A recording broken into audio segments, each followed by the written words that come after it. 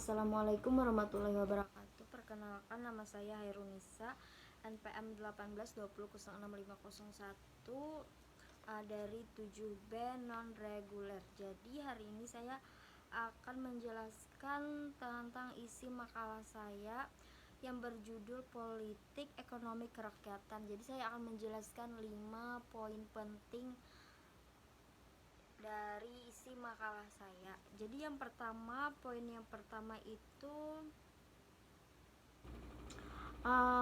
politik perlu dipahami oleh setiap orang. Pasalnya, politik adalah suatu fenomena yang berkaitan dengan manusia yang selalu hidup bermasyarakat. Konsep politik diterapkan oleh seluruh dunia. Politik biasanya berkaitan dengan pemerintahan. Istilah ini biasanya mengacu pada bagaimana cara negara diatur, serta cara pemerintah membuat aturan dan hukum. Politik juga bisa dilihat dari perusahaan, sekolah, dan organisasi. Politik merupakan konsep yang sudah diperkenalkan sejak zaman Yunani. Pencetus konsep politik adalah Plato dan Aristoteles. Inti dari politik adalah manusia dan tatanan hidupnya. Politik merupakan cara orang yang hidup berkelompok membuat keputusan. Politik adalah tentang membuat kesepakatan antar manusia sehingga mereka dapat hidup bersama dengan kelompok seperti suku, kota, atau negara. Sementara itu, ilmu politik adalah salah satu objek yang bisa dimanfaatkan untuk memahami apa itu politik. Ilmu politik merupakan ilmu yang mengaji konsep penentuan tujuan politik, bagaimana mencapai tujuan tersebut, dan segala konsekuensinya.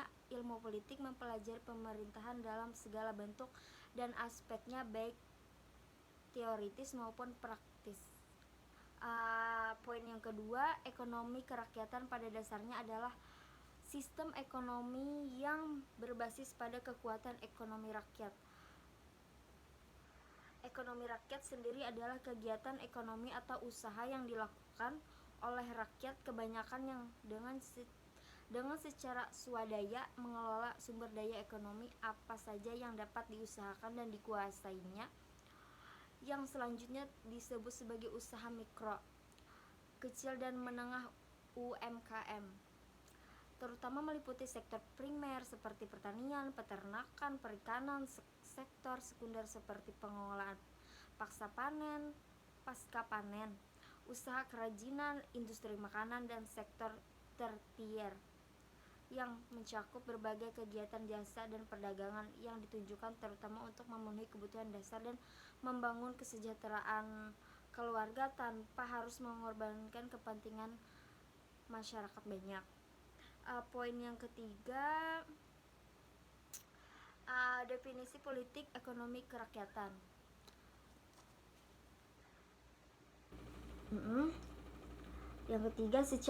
Poin yang ketiga, secara etimologis kata politik berasal dari bahasa Belanda yaitu politik dan bahasa Inggrisnya politis, di mana keduanya bersumber dari bahasa Yunani yaitu politika, yang artinya adalah dari, untuk, atau yang berkaitan dengan warga negara. Dalam bahasa Yunani, kata politika merupakan berasal dari dua kata yaitu politis yang artinya warga negara dan polis yang artinya negara kota. Pada penggunaannya, kata tersebut kemudian mengalami perkembangan, diantaranya politis artinya warga negara, politikus artinya kewarganegaraan, politika episteme artinya ilmu politik, politika teknik berarti kemahiran politik. Ditinjau dari asal katanya di atas, maka definisi politik adalah kegiatan dalam suatu sistem politik atau negara yang menyangkut penentuan tujuan dari sistem tersebut dan bagaimana cara mencapai tujuan. Agar kita dapat lebih memahami politik, maka kita perlu memahami beberapa kata kunci berikut ini.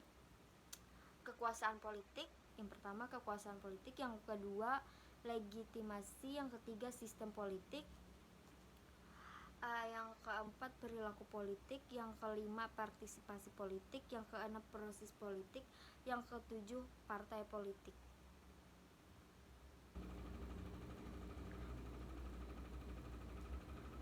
Poin yang keempat, tujuan politik ekonomi. Tujuan politik ekonomi pada garis besarnya dapat dikatakan bahwa pemerintah berusaha untuk mencegah berbagai perkembangannya yang tidak seimbang dan diusahakan untuk mencegah atau memperbaiki gangguan-gangguan keseimbangan yang terpenting. Beberapa tujuan yaitu mengatasi pengangguran, menyetarakan pendapat secara adil, meningkatkan produktivitas dan hal lainnya. Alat-alat politik ekonomi tujuannya ingin dilaksanakan pemerintah mengharuskan tindakan-tindakan tertentu. Tindakan tersebut dapat kita namakan alat-alat daripada politik ekonomi. Contohnya alat tersebut misalnya peraturan dan larangan-larangan dan subsidi pajak. Di samping itu, pemerintah dalam keadaan tertentu juga dapat mempengaruhi proses ekonomi disebabkan karena sebagian produksi dipegang oleh pemerintah itu sendiri. Poin yang terakhir, ekonomi kerakyatan dalam negara Pancasila. Contohnya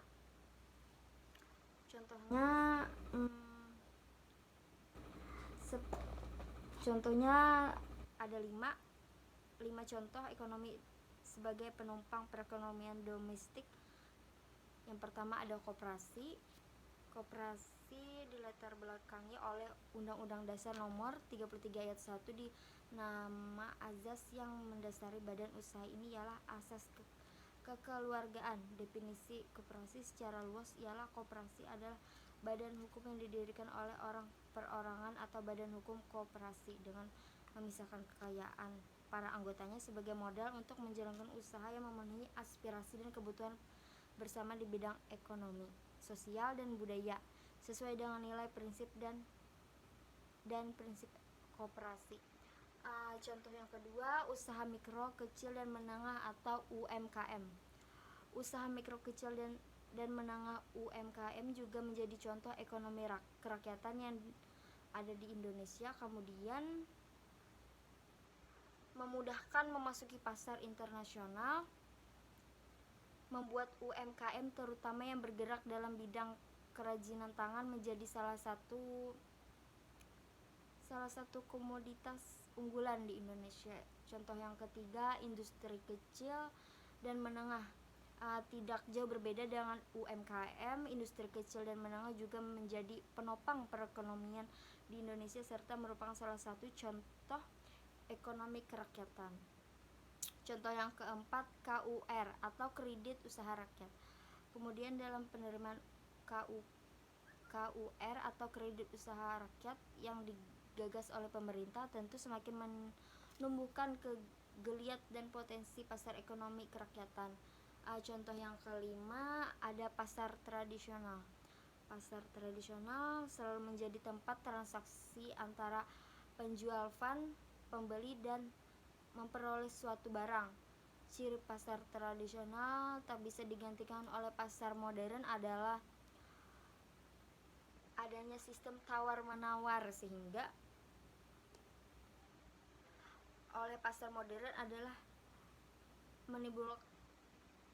menimbulkan komunikasi antara keduanya.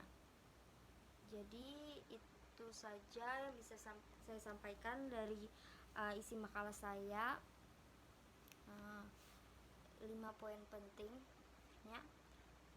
Sekian dari saya, Hairunisa. Terima kasih banyak. Assalamualaikum warahmatullahi wabarakatuh.